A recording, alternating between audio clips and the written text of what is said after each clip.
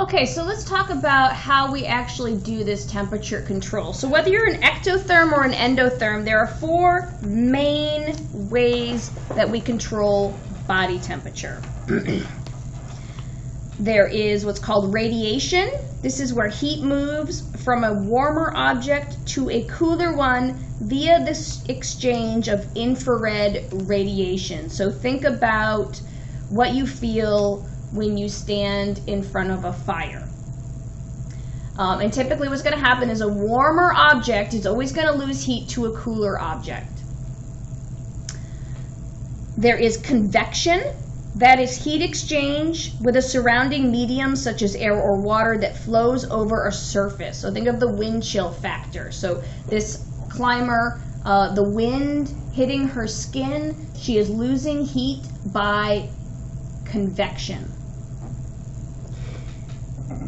Conduction is when heat flows directly between 2 objects that are different temperatures when they come into contact. So think about when you put an ice pack on a sprained ankle, right? You're losing heat from your ankle to that cold ice pack.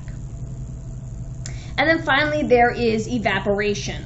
So this is when heat is transferred away from a surface when water evaporates from that surface. So this is what we get from the effect of sweating. So as this climber, I think I called her a hiker, I meant a climber, is sweating and this water evaporates, she's losing heat that way as well. So these things can occur behaviorally or through our physiology. So one way we can either conserve or release heat is through our blood flow. So blood flow can shunt blood either toward or away from our skin in response to external temperatures. So let's say it's really cold outside. Let's say you walk outside on a really cold day. When this happens, we get what's called vasoconstriction. Our skin, the blood vessels just underneath our skin are going to constrict and become smaller so that less warm blood is going through them less quickly so that we lose less heat, right? If you have a lot of hot blood going to the surface of your skin, you're going to lose more heat. By contrast, when it's really hot, so you walk outside on a hot day and you're hanging out there, we experience what's called vasodilation. This is the opposite. In order to get rid of heat, our body sends a lot of hot blood to the blood vessels just underneath our skin so we can hopefully offload some heat that way. So think about, I always think, I don't know if you've noticed if you wear like rings, if it's a really cold day, sometimes your rings feel looser, and if it's a really hot day, your rings will feel tighter. Part of that is the vasoconstriction and the vasodilation. All right, so another sort of circulatory system adaptation is called countercurrent exchange, and this is common in animals that are exposed to extreme conditions, and survival requires really limiting heat loss or gain. So what's going on in countercurrent exchange is that the way things are set up, it's such that a vein is going to run alongside an artery. And so blood from your arteries that is flowing into your muscles is going to be warmed by blood from your veins that is flowing out of the muscles, thereby conserving body heat. So you want to, in other words, capture, so I think this image is really good because it gives a really good idea. This countercurrent flow of arteries and veins means that our hot blood, right, that's going to be going from our heart to our extremities is going to run countercurrent to cold blood. And so the idea is that we're going to pick up whatever heat we can.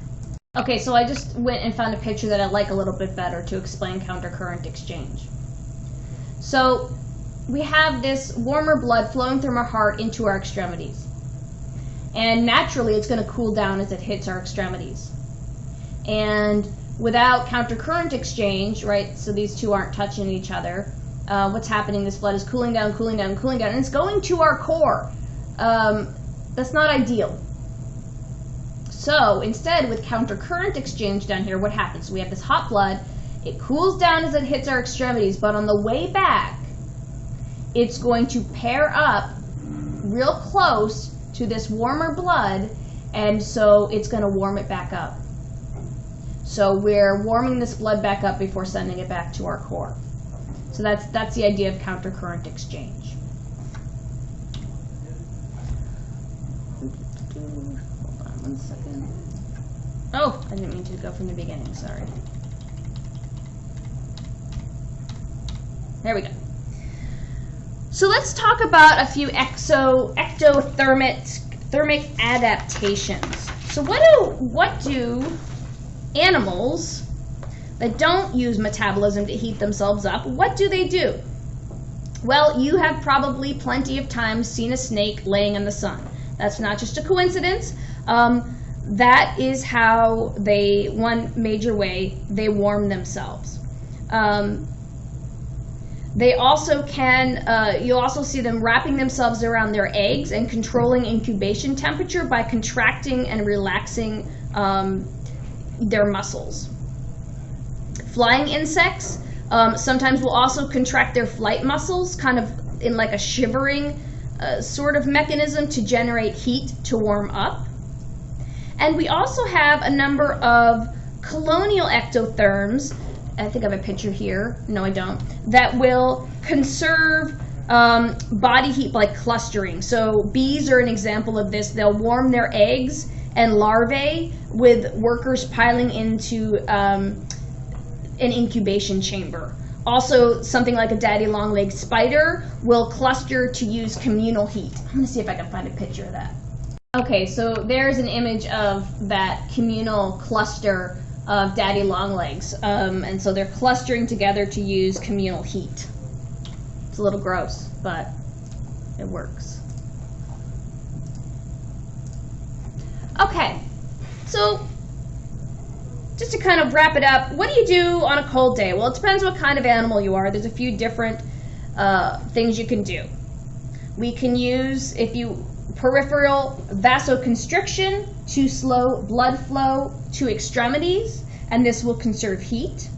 If you're an ectotherm, you can warm up by basking in the sun or otherwise sitting on a warm surface. You can try to find a location that will limit convection, so in other words, stay out of the wind. You also can increase your insulation, so layers of things like layers of fat or feathers. You can also shiver, which we've all experienced when we get a little bit cold. Also, some animals have what's called brown fat, including humans. So brown fat is fat that has a large number of mitochondria, and these mitochondria, rather than creating ATP, create heat. Infants have a relatively large amount of brown fat. Adults only have a teeny tiny little bit of brown fat. Also, some organisms, like these bats, will huddle up, again, using communal heat when it gets cold. You'll see birds fluff up their feathers. What they are doing is they are creating an air layer, and this additional air layer will also help increase or decrease the loss of body heat to cold. What about when it's really hot? Well, we have our peripheral vasodilation that will increase blood flow to extremities. We also will increase our sweating, and then we can cool by evaporative cooling, so heat is transferred from the blood to the sweat, and the convection of the wind removes the heat through evaporation, so we can cool off. Some animals will also posture themselves in such a way to avoid sunlight. So they'll they will seek shade.